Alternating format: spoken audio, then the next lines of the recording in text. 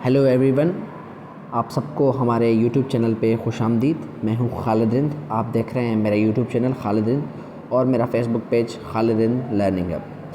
आज हम मज़ीद डिस्कस करेंगे एक और टॉपिक के बारे में अबाउट वर्ल्ड मैप और geography, about European regions. Europe के कुछ रीजन्स के बारे में हम डिस्कस कर रहे थे। पिछले लेक्चर में हमने सेंट्रल यूरोप के ममालिक के बारे में डिस्कस किया था कि सेंट्रल यूरोप कौन से ममालिक को कहते हैं हम, या फिर सेंट्रल यूरोप में कौन से ममालिक आ जाते हैं। तो उम्मीद करता हूं कि आपने वो लेक्चर देखे हैं। अगर आपने नहीं देखे तो आप यूरोप के बारे में हमारे तमाम जो बाकी लेक्चर्स हमने जो बनाए हैं वो आप देखें, और उसके साथ साथ हमने एशिया के तमाम रीजन्स कवर किए हुए हैं with capital cities as well. तो आज हम डिस्कस करेंगे अबाउट बेनीलक्स कंट्रीज़। यहाँ पे यूरोप में एक रीजन है जिसको हम कहते हैं बेनीलक्स कंट्रीज़। बेनीलक्स क्या है और इसमें कौन से ममालिक हैं और उनको हम बेनीलक्स क्यों कहते हैं, तो आइए आज के इस लेक्चर में जानते हैं। सबसे पहले मैं आपको बताता चलूँ, अगर हम लोकेशन के हवाले से डिस्कस करें तो बेनीलक्स कंट्रीज़ वो ममालिक हैं जो कि बिल्कुल वेस्टर्न यूरोप में लोकेटेड हैं, जो बिल्कुल यूरोप के वेस्टर्न पार्ट में हैं, और वो 3 ममालिक हैं। बेनीलक्स जो कंट्रीज़ जो हम कहते हैं, वो बेनीलक्स जो एक टर्म है वो 3 अल्फाजों का या 3 ममालिकों के नाम के जो शुरुआती जो लेटर्स हैं उनसे बना हुआ है। Bene, BE stands for Belgium, NE stands for Netherland and LUX Lux stands for Luxembourg. Benelux, Belgium, Netherlands and Luxembourg, ये 3 कंट्रीज़ हैं जो कि बिल्कुल वेस्टर्न यूरोप में लोकेटेड हैं। अगर हम एरिया के हवाले से डिस्कस करें, लोकेशन के हवाले से डिस्कस करें, तो ये वेस्टर्न यूरोप में के 3 ममालिक हैं, बेल्जियम, नेदरलैंड्स और लग्जमबर्ग। तो इनको हम कहते हैं बेनीलक्स कंट्रीज़। अब सवाल ये आ जाता है कि हम इनको बेनीलक्स क्यों कहते हैं?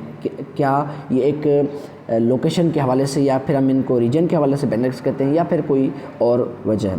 एक्चुअली ये वजह यह है कि ये वैसे तो रीजन के हवाले से तो वेस्टर्न यूरोप में है, लेकिन जब हम बात करेंगे इनके बेनीलक्स नाम की, तो ये बेनीलक्स एक एग्रीमेंट है। It was signed on February 3, 1958 and effect was enforced in 1960 में इसको प्रॉपरली इन्फोर्स किया गया था और ये इफेक्टिव हुआ था। लेकिन ये 3 फरवरी 1958 को ये साइन हुआ था इन 3 ममालिकों के बीच में, और ये एक इकनॉमिक एग्रीमेंट है जिसमें free trade movement, free movement of people and services और goods has been signed according to the agreement. इस एग्रीमेंट के मुताबिक जो ये 3 ममालिक हैं, इनके बीच में एक इकनॉमिक डील साइन हुई थी, जिसके तहत जो फ्री मूवमेंट ऑफ पीपल है, गुड्स एंड सर्विसेज है, या फिर ट्रेड वगैरह है, ये चीज़ें पाई जाती हैं, जिसके तहत ये 3 ममालिक आपस में ट्रेड करेंगे,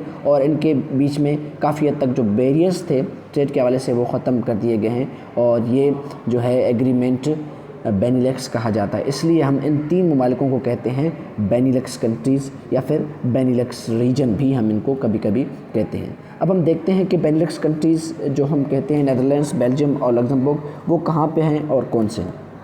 सबसे पहले हम BE यानी बेल्जियम को डिस्कस करते हैं। यह वाला हमारा है बेल्जियम। ये एक यूरोप का ममालिक है जो कि बेनीलक्स कंट्रीज़ का जो BE वर्ड है वो यहाँ से बनता है, बेनीलक्स, बेल्जियम।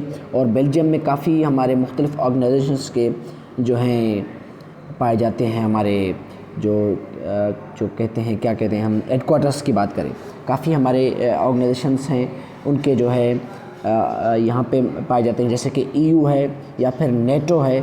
इनके जो हेडक्वार्टर्स हैं वो बेल्जियम या फिर इनकी कैपेसिटी ब्रसल्स में पाए जाते हैं। तो बेल्जियम एक इम्पॉर्टेंट कंट्री है यूरोप का।